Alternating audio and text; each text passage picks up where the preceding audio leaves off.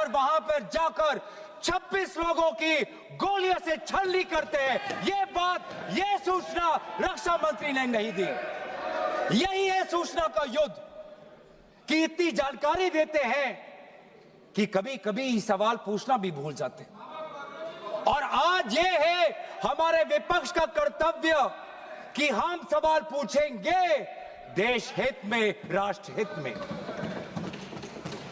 आज देश ये जानना चाहता है कि वो 5 दहशतगर्द कैसे घुसे और उन दहशतगर्दों का भी मकसद था। पाकिस्तान से आए हुए वो दहशतगर्दों का क्या मकसद था? उनका मकसद था कि जम्मू कश्मीर की अर्थव्यवस्था को तनाव करना, विनाश करना। उनका मकसद था कि भारत देश में एक सांप्रदायिक वातावरण का जन्म देना। उनका मकसद यह था कि भारत और पाकिस्तान का एक हाइफिनेशन होना। यह था उनका मकसद।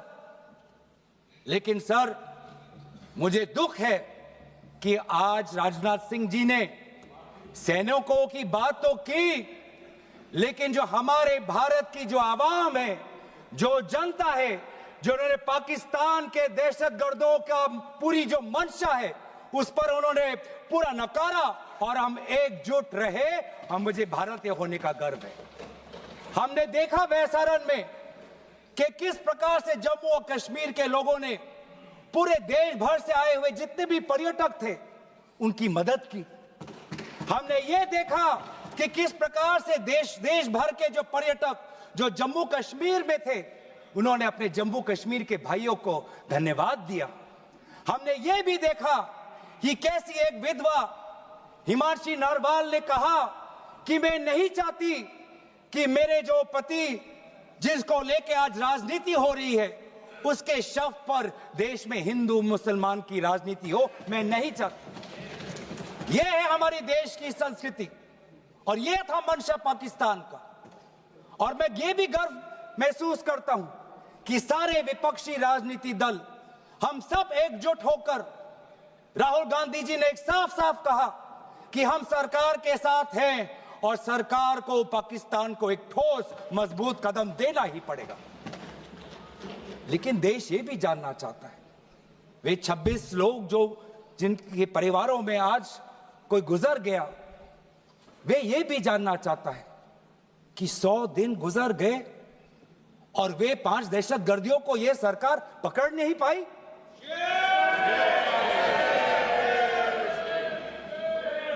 देश के वो लोग ये भी जानना चाहते हैं कि ये जो 5 दहशतगर्दे थे, दहशतगर्दी जो आए टेररिस्ट, निश्चय इनको किसी ने पनाह दी, निश्चय इनको किसी ने जानकारी दी, निश्चय ये पूरा जो 1 घंटा का जो उन्होंने गोला बारूदी की उसके बाद ये फरार हो गए। उनको फरार होने में भी किसी ने उनकी मदद की और आज भी ये 100 दिन हो गए और सरकार के पास कोई जवाब नहीं। आज आपके पास ड्रोन है, आपके पास पेगासस है, आपके पास सैटेलाइट है, वहां पे सीआरपीएफ है, वहां पे बीएसएफ है, वहां पे सीआईएसएफ है, वहां पे आदरणीय गृह मंत्री कुछ दिन पहले ही गए थे पूरा रिव्यू लेने के लिए और आप किसी को पकड़ नहीं पाए। ये कैसी है, ये कैसा बंदोबस्त? आपने कहा कि आर्टिकल 370 के चले जाने के बाद जम्मू कश्मीर सेफ है, जम्मू कश्मीर में आइए। लोग आए, लोगों ने अपने आप को सुरक्षित महसूस किया, लेकिन बेसारन में देखा कि कितने वो निहत्थे थे, कितने वो असहाय थे कि लगभग 1 घंटा लगा एक एम्बुलेंस उनके पास पहुंचने के लिए। पुलिस पर अगर आर्मी भी आई तो चल के आई। और सर, मैं वो नजारा भूल नहीं सकता। एक मां और एक बेटी चल के नीचे आ रही थी। एक भारत के सिपाही को देखा और सिपाही को देखकर वो रो पड़े, खुशी से नहीं, डर से, क्योंकि उनको लगा कि वे दहशतगर्द जिन्होंने सिपाहियों का यूनिफॉर्म पहनकर वहां पर लोगों को मारा, आज वही दहशतगर्द आज पहाड़ के नीचे उनका इंतजार कर। उस भारत के सिपाही को कहना पड़ा कि मैं भारतीय हूं, तुम डरो मत, मैं भारतीय हूं, तुम सेफ हो, सुरक्षित हो। ऐसा दहशत उन्होंने महसूस किया। इस दहशत के ऊपर, इस डर के ऊपर आदरणीय राजनाथ सिंह एक शब्द तो कहते, आप एक शब्द तो कहते। ये आपकी भी जिम्मेवारी है राजनाथ जी, ये आपकी भी जिम्मेवारी है, रक्षा मंत्रालय का भी जिम्मेवारी है। बार बार हम ये देख रहे हैं सर कि आदरणीय गृह मंत्री जाते हैं, कहते हैं कि बहुत अच्छा बंदोबस्त हो गया है, टेररिज्म के हमने उनकी रीढ़ की हड्डी तोड़ दी। तब भी उरी होता है, तब भी बालाकोट, तब भी पुलवामा होता है, तब भी पहलगाम होता है। अंत में जाके जिम्मेवारी कौन लेता है? जम्मू कश्मीर के लेफ्टिनेंट गवर्नर नहीं। अगर जिम्मेवारी किसको लेनी पड़ेगी तो आदरणीय गृह मंत्री आपको लेनी पड़ेगी, नैतिक जिम्मेवारी आपको लेनी पड़ेगी। आप लेफ्टिनेंट गवर्नर के पीछे नहीं छुप सकते, आप लेफ्टिनेंट गवर्नर के पीछे ये केंद्र सरकार नहीं छुप सकती, क्योंकि गृह मंत्री खुद वहां पे थे कुछ ही हफ्ते पहले, खुद उन्होंने सिक्योरिटी का रिव्यू लिया कि आपके पास जानकारी नहीं थी। और सर ये सरकार इतनी कमजोर, ये सरकार इतनी बुज़दिल कि आज उन्होंने इस सर में, क्योंकि उन्होंने अगर इसका किसी का दोष दिया तो टूर ऑपरेटर्स को दोष दिया कि टूर ऑपरेटर्स बिना अनुमति के द्वारा, बिना लाइसेंसेस के द्वारा लोगों को बेसहारा ले जा रहे, हमें तो पता ही नहीं था। ये है इनका कारण, ये बताना चाहते हैं। तो सर यही तो दुख की बात है कि कहीं ना कहीं एक सरकार में एक अहंकार आ चुका है। इंटेलिजेंस और सिक्योरिटी जो फ्रेमवर्क है, एस्टेब्लिशमेंट है, जो लोग हैं जो निर्णय लेते हैं इंटेलिजेंस और सिक्योरिटी की, आज उनमें एक अहंकार आ गया है कि चाहे जितनी भी बड़ी गलती हो उन पर कोई सवाल नहीं उठा सकता। लेकिन आज हम सवाल उठा रहे हैं, आज हम सवाल उठा रहे हैं, आज हम सवाल उठाएंगे। प्रधानमंत्री मोदी जी, आपको, आप सऊदी अरब में थे, आप जब वापस आते आपका पहला नैतिक कर्तव्य होता कि पहलगाम आप जाते, लेकिन आप पहलगाम नहीं गए, एक सरकारी कार्यवाही के लिए आप बिहार गए और चुनावी भाषण दिया।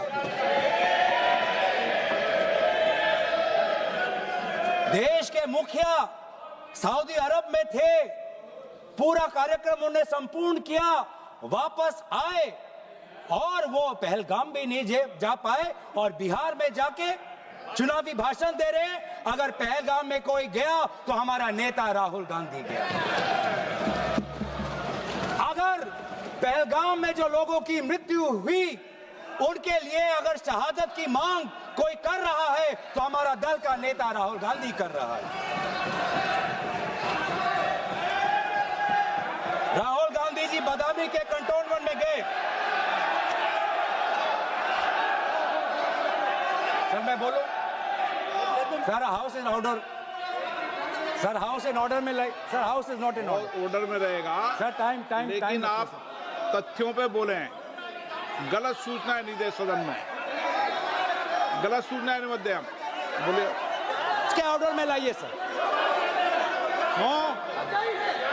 कोई सदन में गलत तथ्य नहीं रख सकते आप। सर मैं बोलूं सर, कैमरा आएगा मेरे पे।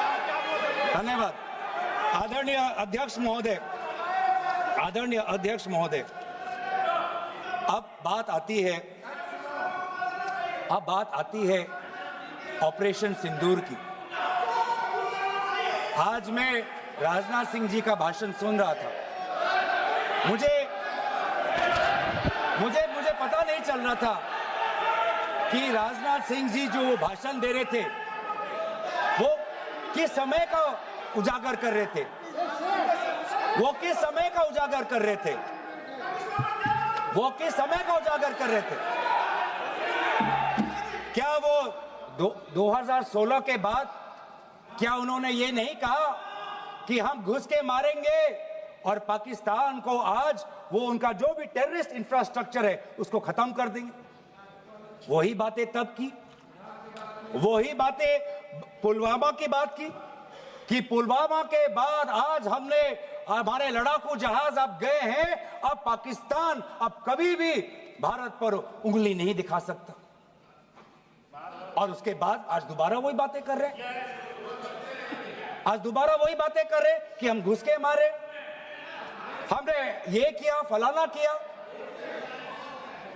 और ये अब भी कह रहे हैं कि ऑपरेशन सिंदूर कंप्लीट नहीं हुआ, अधूरा है, क्योंकि कल को जाके दोबारा पाकिस्तान कर सकता है। ये खुद कह रहे हैं, ये खुद कह रहे हैं, ये खुद कह रहे हैं कि इसके पश्चात भी पाकिस्तान कल को जाके कर सकता है। तो ये कैसा, ये जो सफल कैसे हुआ, फिर क्या सफल हुआ? आज ये खुद कह रहे हैं कि हमारा मकसद युद्ध का नहीं था। हम पूछना चाहते क्यों नहीं था, होना चाहिए था। आज उन्होंने खुद कहा कि हमारा मकसद जमीन लेने का नहीं था। क्यों नहीं था? पाकिस्तान ऑक्यूपाइड कश्मीर अगर आज नहीं लेंगे तो कब लेंगे? ये उन्होंने खुद कहा, इन्होंने खुद कहा कि हमारा मकसद था टेररिस्ट के इंफ्रास्ट्रक्चर पर आक्रमण करना। तो क्या हमने उरी के समय नहीं किया? क्या हमने पुलवामा के समय नहीं किया? लेकिन उसके पश्चात भी पाकिस्तान का इतना साहस कि आज उन्होंने पहलगाम में जो पिछले 20 वर्षों में हमारे भारतीय नागरिकों पर सबसे दर्दनाक अगर हमला हुआ है तो आपके समय पे हुआ है। आपके समय में उरी हुआ, आपके समय में पुलवामा हुआ और आपके समय में आज पहलगाम हो रहा। कुछ बातों का उजागर किया, कुछ किताबों का भी उजागर किया। ये एक नई प्रक्रिया है सर, हर चर्चा में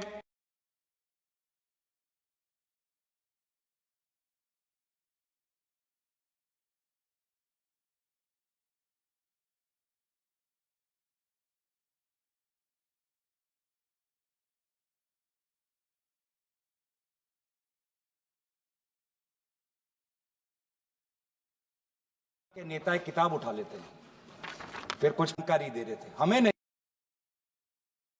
ब्लूमबर्ग को क्या जानकारी दिया,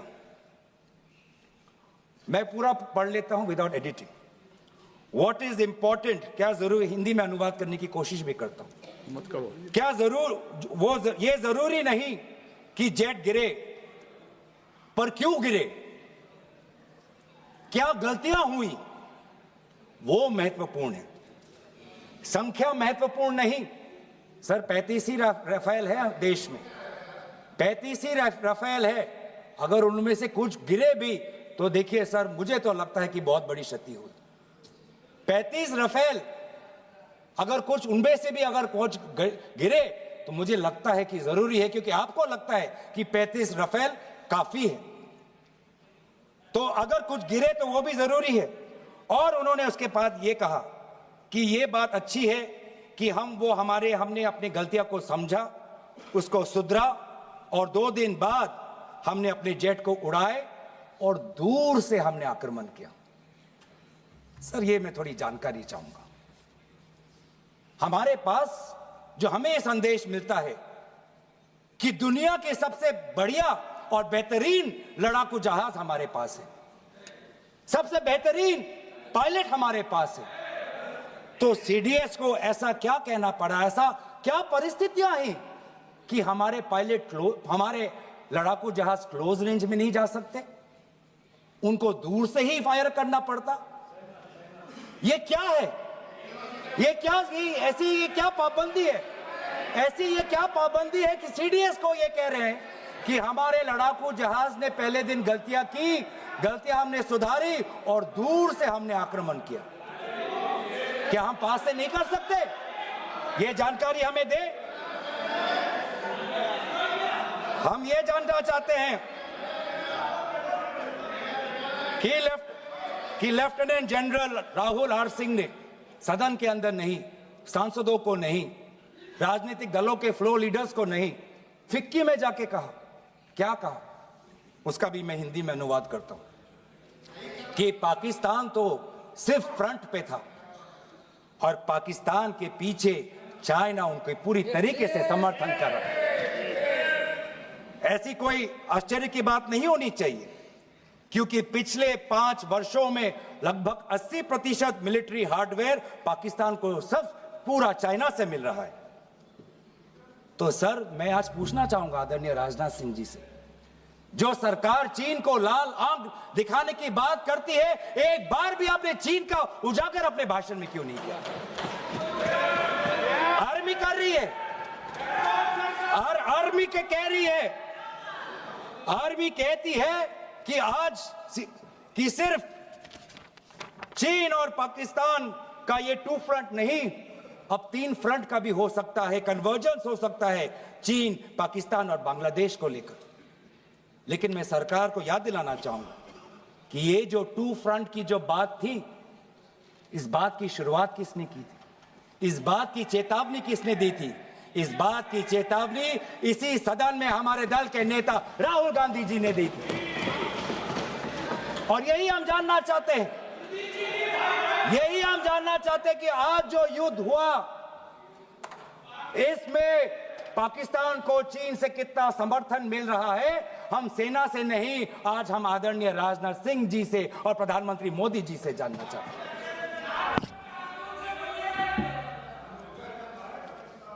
और सर, इंडोनेशिया में जो डिफेंस अटैचे है, उसने तो ताज्जुब की बात कह दी। उसने क्या कहा सर?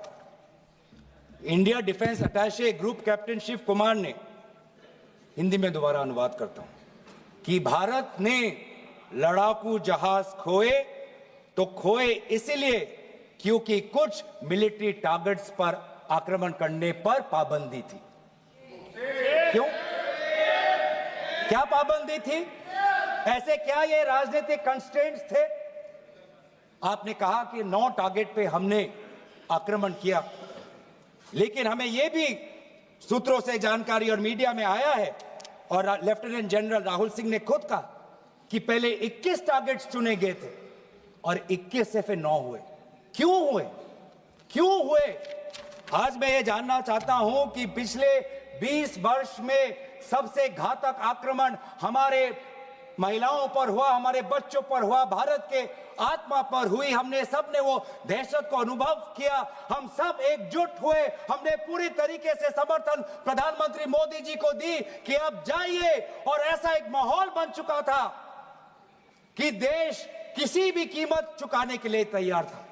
पूरा देश प्रधानमंत्री मोदी जी के साथ था, विपक्ष प्रधानमंत्री मोदी जी के साथ था। और अचानक 10 मई के दिन पे हमारे राष्ट्रदूत कहते हैं कि हम पाकिस्तान पर हमला करेंगे, और शाम के 10 मई को सूचना आती है कि पाकिस्तान के साथ अब युद्ध पर हम परिणाम दे रहे हैं, सीज फायर हो गया।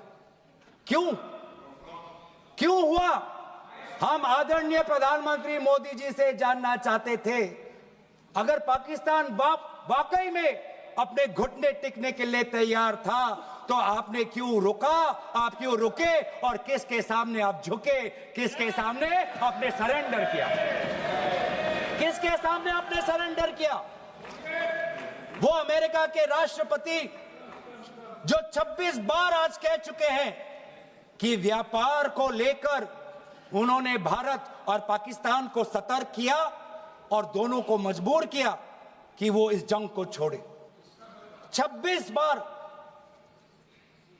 आज राष्ट्रपति ट्रंप खुद कहते हैं कि 5-6 जेट गिरे हैं। एक जेट करोड़ अरब रुपयों का है, मिलियंस एंड मिलियंस का है।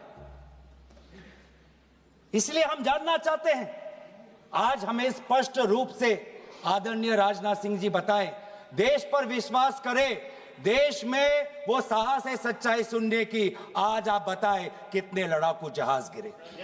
हमारे में वो साहस है, क्योंकि ये सूचना, ये सच्चाई सिर्फ देश के नागरिकों के लिए नहीं, ये सूचना, ये सच्चाई हमें देश के जवानों को भी देना है। आज उनसे भी झूठ कहा जा रहा है, उनके बीच में भी भ्रम फैलाया जा रहा है। हम उनकी जो सच्चाई है आज हम सदन के अंदर लाना चाहते हैं। और सर, बात में आती है विदेश नीति की। किस मुंह से हम कहें कि विदेश नीति आज सफल हुआ है? किस मुंह से कहें? ये आदरणीय राजनाथ सिंह जी, शंगीला में जो डायलॉग हुआ, उस डायलॉग में जो ड्राफ्ट जो आया, जिसको भारत सरकार ने नकारा, वो ड्राफ्ट बनाने में हमारे ही कुछ सहयोगी देश थे, जिनका नाम मैं नहीं लेना चाहूंगा। लेकिन ऐसे देश जिसको हम परंपरागत दोस्त हम मानते हैं, ट्रेडिशनल एलाइज मानते हैं, आज उन्होंने भी इंडिया और पाकिस्तान को हाइफिनेट कर दी। और आप ये शब्दों के खेल से आप खुश हो कि ब्राजील के डॉक्यूमेंट में पाकिस्तान, ये जम्मू कश्मीर का पाकिस्तान का भी नहीं, ब्राजील के डॉक्यूमेंट में सिर्फ जम्मू कश्मीर में जो दहशतगर्दी हुई उसी की निंदा हुई, पाकिस्तान की निंदा नहीं हुई। पर आप उससे खुश हो? अगर आप उससे खुश हो तो मैं जानना चाहूंगा, जो $1 बिलियन का आर्थिक सहायता IMF ने दिया पाकिस्तान को, उस पर आपको क्या कहना है? हम जानना चाहेंगे, जो ADB एशियन डेवलपमेंट बैंक से 800 मिलियन का आर्थिक सहायता जो मिलेगा पाकिस्तान को, आज भारत उस पर क्या रवैया? वर्ल्ड बैंक का जो $40 मिलियन आ रहा है, और ये पैसा किसको जाएगा सर? पाकिस्तान की नेतृत्व उनकी जनता या उनकी चुनी हुई सरकार नहीं, पाकिस्तान की सरकार का जो रिमोट कंट्रोल है वो पाकिस्तान की सेना के पास है। तो ये सारा पैसा वहीं जाएगा जहां पर हमने मिसाइल गिराई। तो क्या इतना भी हम नहीं कर पाए? क्या इतना भी ताकत नहीं? क्या इतना भी विश्व गुरु में लोगों का विश्वास नहीं, देश अंतर्राष्ट्रीय नेताओं का विश्वास नहीं कि IMF का एड ना जाए पाकिस्तान के पास, वर्ल्ड बैंक का एड ना जाए पाकिस्तान के पास, ADB का एड ना जाए पाकिस्तान के पास?